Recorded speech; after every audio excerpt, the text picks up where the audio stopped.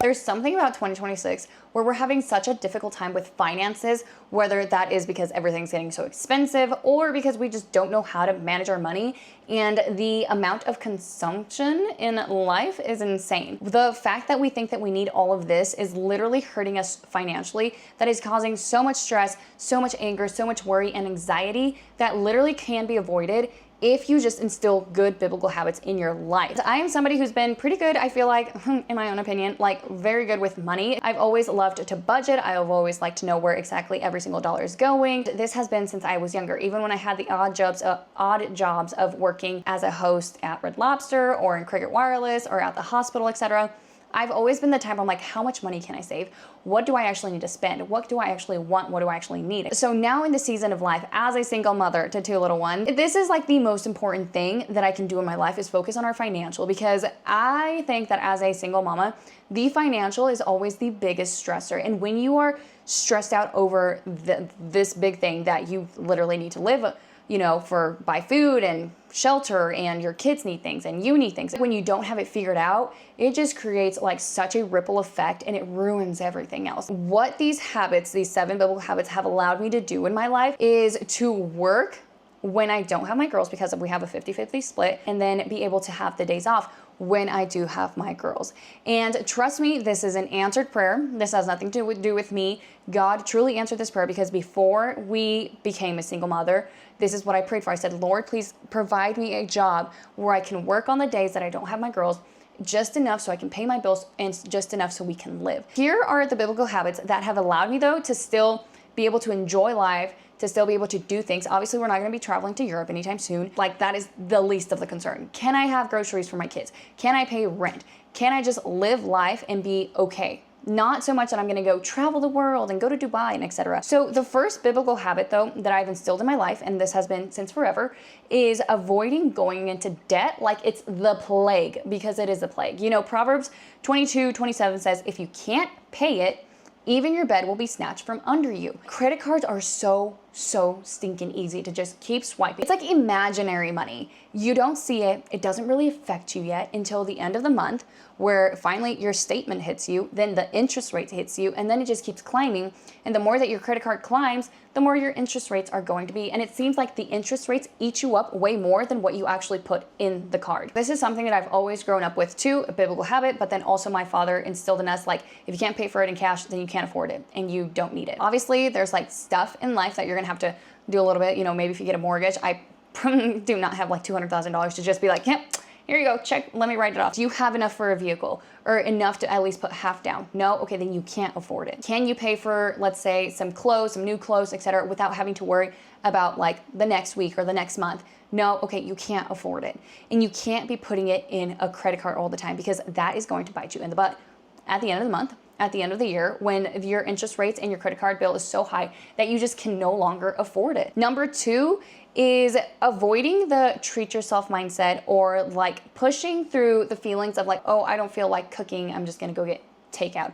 I don't feel like doing this, I'm just gonna go do that. Literally a little bit of DoorDash, 1 time eating out, 2 times eating out.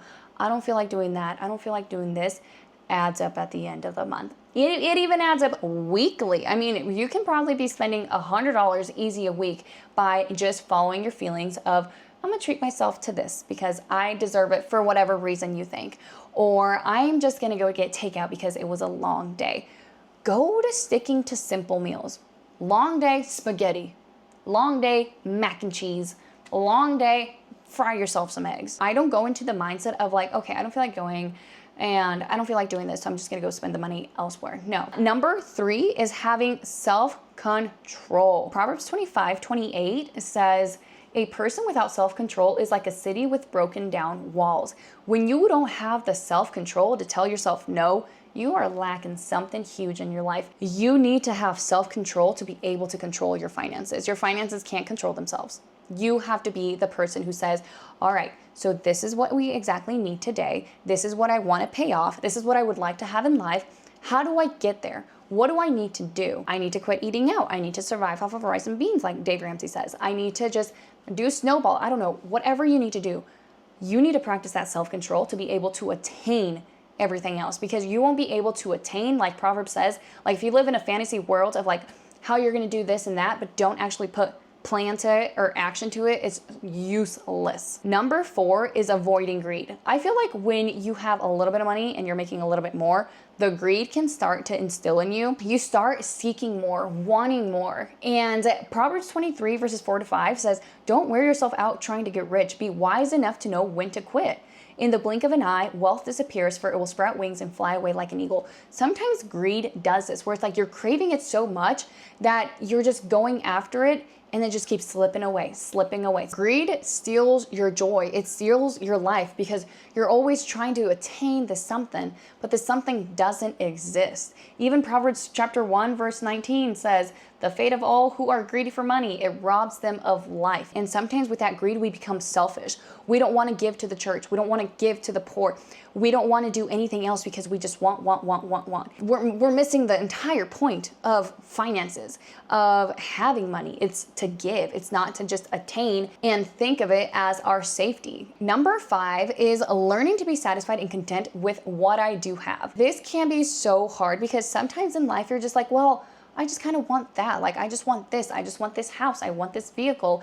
You know, it might be more comfortable. It might be a better house. I won't have to hear the furnace. There's so many things that we think we need, but we have to remember Proverbs chapter 30, verse 8, where it says, second, give me neither poverty nor riches. Give me just enough to satisfy my needs.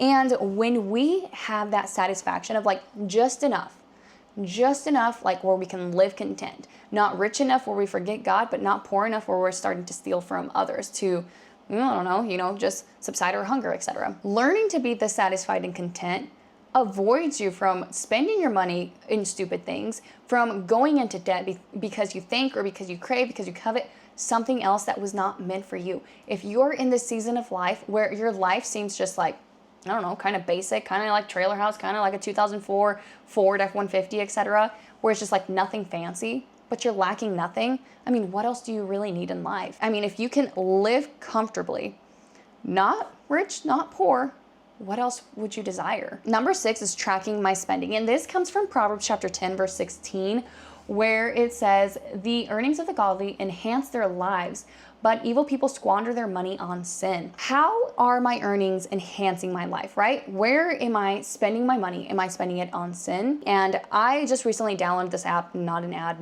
nothing, etc. I just found it on the App Store, and it's called Monarch. And you can like link your bank accounts and it tells you where exactly your money is going. Like it tracks like the spendings and it kind of categorizes it. So it's so stinking nice. But if you can't do that, literally you do not need that. Pen and paper, envelope method, old school, etc. because it is like $15 a month too. What that allows me to see is like sometimes, like I said, when you have like a debit card or credit card, it's so easy to swipe and forget. But it's like sometimes when you have like the cash and you're like, oh gosh, I'm running kind of low, you know what I'm saying? But with a card, it's hard. I have to sit down once a week and see, where did my money go? Where did I spend it? Where was just so unnecessary, where I did not practice self-control, where I bought something that I didn't need, and how can I avoid that for the following week? Because all these little expenses are going to add up. And right now at the moment, it's just like, I don't want extra expenses. I can't afford the extra expenses, and I don't need the extra expenses because everything I have is in the refrigerator here at home. I'm wearing it. And I don't need it. Sometimes it looks gorgeous on the mannequin. It does not look gorgeous on me. Sometimes it just looks yummy on the billboard sign, but then you get it and it does not taste good. Sometimes all of this is just like, it's advertised better than what it is. But tracking your spending, that's the ultimate way to save your money, and that ultimate way that helps me save my money. Because if you don't track it, how are you going to know where it's going? Number 7. So this comes from Proverbs chapter 13, verse 7. And it says, some who are poor pretend to be rich. Others who are rich pretend to be poor. So sometimes when I want something or I'm craving something, a bigger house or a bigger vehicle or a better house or a better phone, etc., just like the minute things, I'm like, okay, why do I think I need it? Where did this desire come from?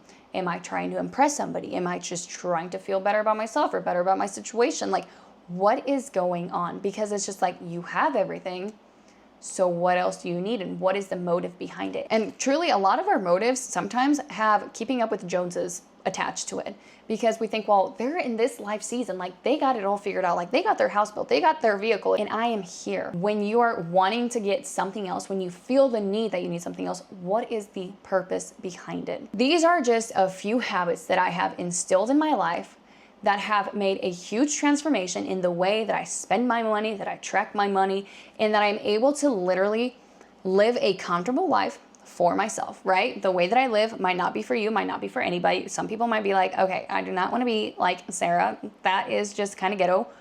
It is what it is. You know what I'm saying? But for me, I live comfortably. Like I can go and do fun stuff yet and not have to be concerned about, oh my gosh, what is going to happen tomorrow? Or like, am I going to have enough money for XYZ? Because I'm able to actually put money where it belongs, not where I want it to be, which is in luxuries and pleasures in life and, you know, all the fun stuff that we think money can buy. I really hope that these habits help you, and I hope that you instill them in your life, because when you have a balanced financial life, it really eases the stress from, of course, a lot of things, but it also gives you freedom.